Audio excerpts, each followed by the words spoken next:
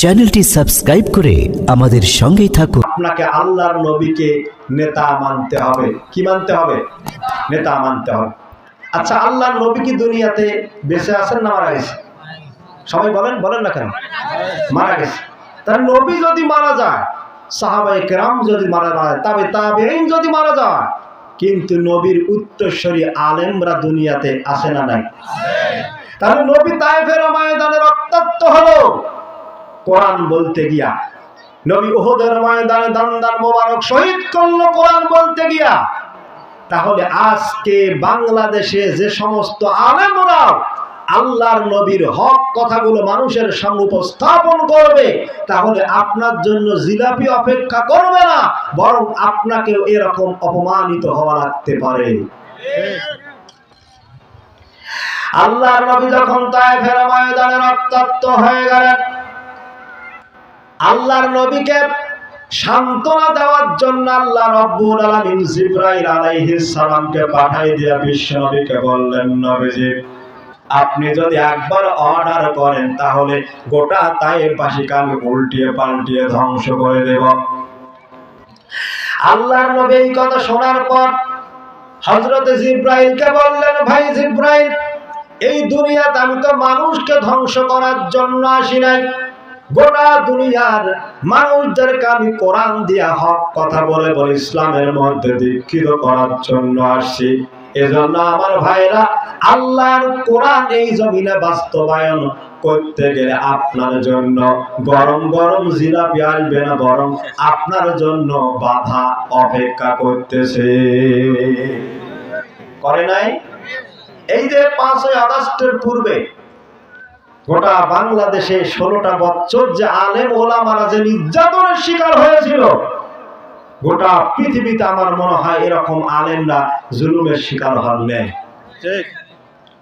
গোটা বাংলাদেশে 1 তারিখে 5ই আগস্টের 1 তারিখে বাংলাদেশের একটা ইসলামপন্থী দলকে ব্যান করে দেওয়া হয়েছিল, তাই নাই?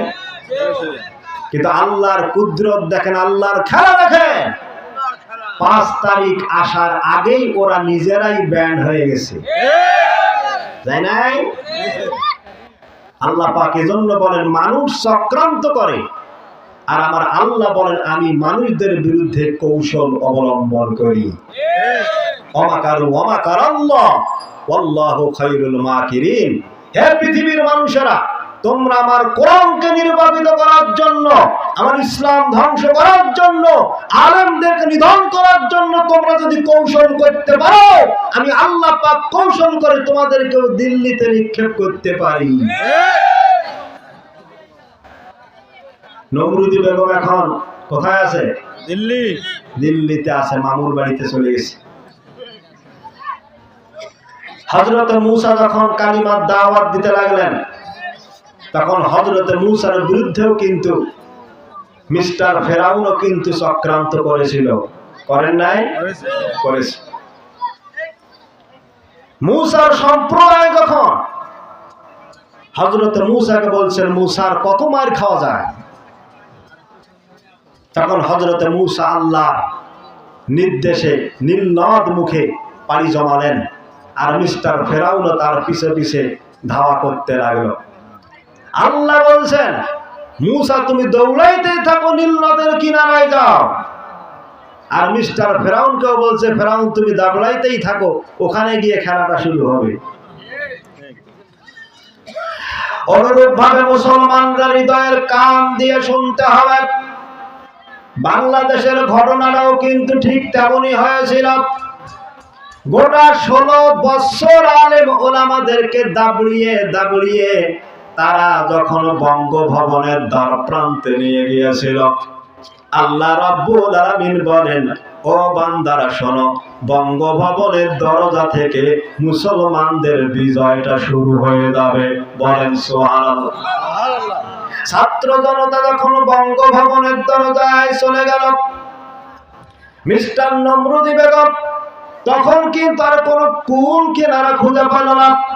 সেনাবাহিনীর প্রধান যখন তাকে বলল, ম্যাডাম একটা উপায় আপনার আছে, হয় আপনাকে পালিয়ে যেতে হবে, নয়তো জনসাধারণ যেই রকম করে ফিরাউনের মতো যেই সময় মূসা যখন তাকে পাকড়াও করেছিল, ওই মূসার মতো আপনাকেও যদি পাকড়াও করে আপনার বাঁচার ক্ষমতা তো দূরে থাকলো।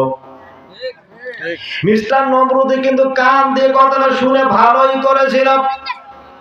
আমার মুসলমান ভাইরা, ছাত্র জনতা যখন বঙ্গভবনটাকে ঘিরে ফেলল, তখন কিন্তু মিস্টার নমরুদে বেগম কোনো উপায় না পেয়ে তখন দিল্লিতে পাড়ি জমিয়ে প্রমাণ করে দিল বাতিলেরা দুনিয়াতে ক্ষমতায় টিকতে পারে নাকি। পারে? এজন্য একটা বুড়া মানুষ যদি শেষ বয়সে গিয়ে বলে যে আমি একটা যুবতী মেয়েকে বিয়ে করবো, অকিকা বিয়ে দিবে? কথা কোন? দেবে না। কেন? তার পাওয়ার শেষ। তো অনুরূপ ভাবে মিস্টার ফিরাউন হযরত মূসাকে যখন পাকড়াও করার পর নীলনদে আল্লাহ পাক যখন 2-3টা সুবানি মারছে, মিস্টার ফিরাউন আল্লাহকে বলছে, আল্লাহ ভুল হয়ে গেছে, মাফ করে দাও, আমি এখন ঈমান আনবো। ঠিক। আমার মুসলমান ভাইয়ের, এখান থেকে শিক্ষা হলো রাসূলকে আদর্শ নেতা মানতে হবে। যেই সময় যেই নবীদেরকে আল্লাহ রাব্বুল আলামিন পাঠিয়ে দিয়েছিল, সেই জামানার মানুষগুলো যারা আল্লাহর নবীকে নবী হিসাবে নেতা হিসাবে মানতে পারে নাই, ও দুনিয়ার মানুষেরা, তাদেরকে জিল্লতির সাথে ওই আল্লাহ রাব্বুল আলামিন দুনিয়া থেকে বিদায় করে দিয়েছিলেন।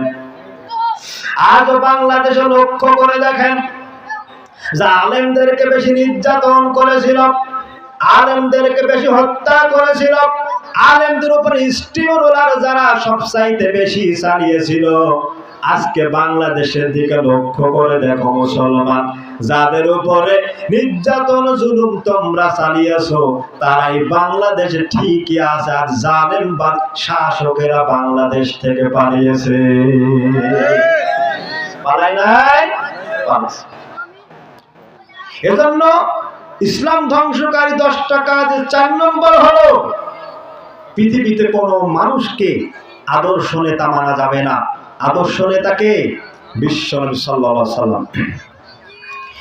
এজন্য আল্লাহ রাব্বুল আলামিন বান্দাদেরকে জানাই দিলেন, বান্দারা শোনো, যারা আদর্শ নেতা হবে তাদের কাজ হবে আল্লাহর দিকে আহ্বান করা। যারা আদর্শ নেতা হবে তারা পৃথিবীর কোনো মানুষের তৈরি আইনের পক্ষে মানুষকে ডাকতে পারে না।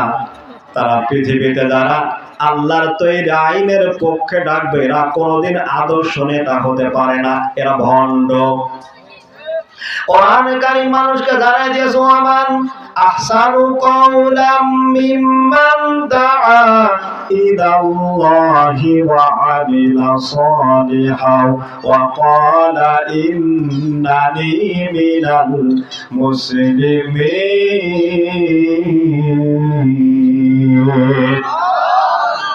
আল্লাহ পাক সূরা হামিম সিজদা 33 নম্বর আয়াতে বলেন, বান্দারা শোনো, ওয়ামান আহসানু কাওলাম মিম্মান দাআ ইলাল্লাহি ওয়া আমিলা সালিহান।